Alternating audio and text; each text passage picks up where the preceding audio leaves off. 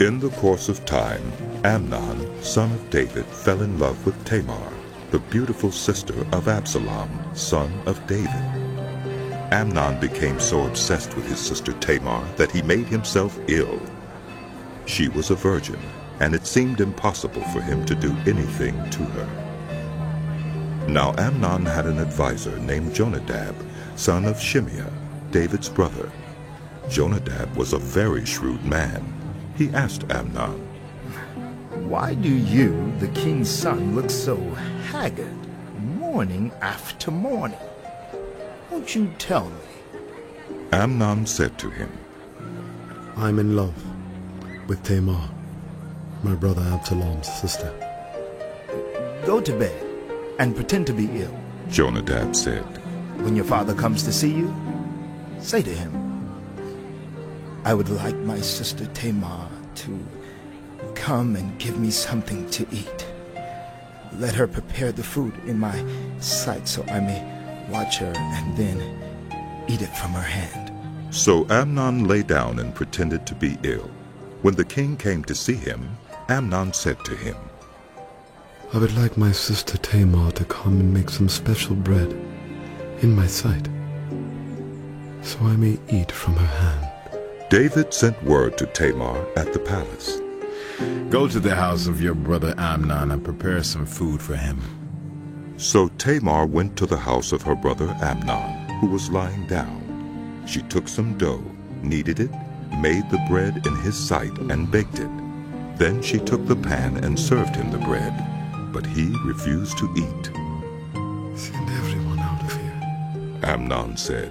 So everyone left him. Then Amnon said to Tamar, "Bring the food here into my bedroom, so I may eat from your hand." And Tamar took the bread she had prepared and brought it to her brother Amnon in his bedroom. But when she took it to him to eat, he grabbed her and said, "Come to bed with me, my sister." "No, my brother!" she said to him. "Don't force me. Such a thing should not be done in Israel. Don't do this wicked thing. What about me? Where could I get rid of my disgrace? And what about you? You would be like one of the wicked fools in Israel. Please speak to the king. He will not keep me from being married to you." Stop. But he refused to listen to her, and since he was stronger than she, he raped her. Then Amnon hated her with intense hatred. In fact, he hated her more than he had loved her. Amnon said to her, "Get up and get out!" No! No! She said to him, "Sending me away would be a greater wrong than what you have already done to me." But he refused to listen to her.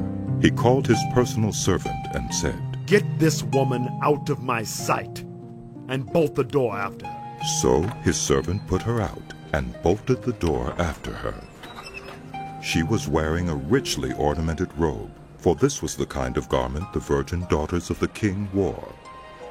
Tamar put ashes on her head and tore the ornamented robe she was wearing.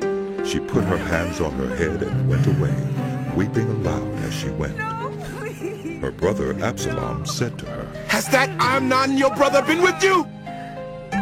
Be quiet for now, my sister. He is your brother.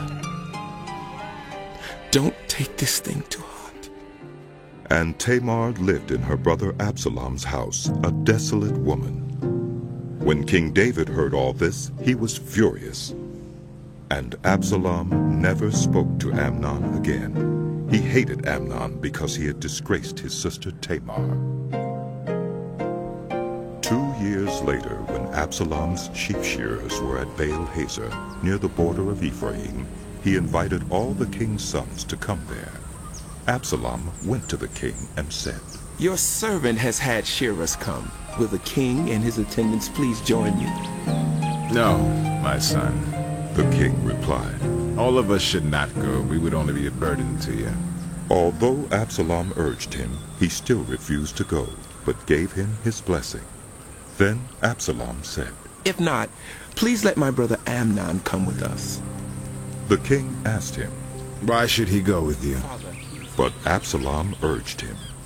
So he sent with him Amnon and the rest of the king's sons.